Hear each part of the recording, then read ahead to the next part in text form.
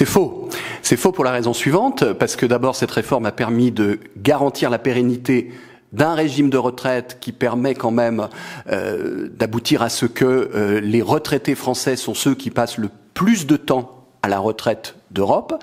Elle a permis d'élever le niveau minimum de la retraite de manière assez substantielle, puisque quelqu'un qui est au SMIC, qui a cotisé toute sa vie au SMIC, aura une retraite minimum de 1 200 € brut, ce qui est une augmentation de 140 €, je crois, à peu près, par rapport à la situation antérieure. Elle a permis d'améliorer la prise en compte de la pénibilité, la prévention, à travers la création d'un fonds de prévention des risques professionnels doté d'1 milliard d'euros, quand même, sur 5 ans.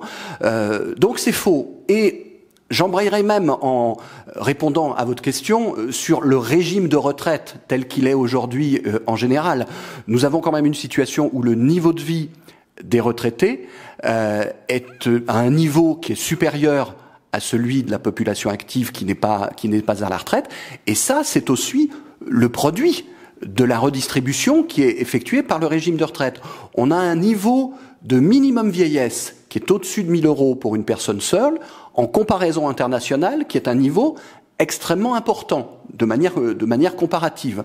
Donc, on a effectivement dans notre régime de retraite toute une série de mécanismes qui permettent justement d'assurer une forme de justice et une réforme de redistribution. Est-ce qu'on peut aller plus loin ? Oui, bien sûr, on peut toujours améliorer, on peut toujours aller plus loin. Ça a été fait en partie sur les carrières longues, par exemple, avec des tranches supplémentaires dans la prise en considération des carrières longues. Et on peut toujours aller plus loin. Mais la photographie aujourd'hui, c'est qu'il est faux d'affirmer que notre système de retraite est structurellement injuste. Il y a des éléments de justice et des éléments de redistribution.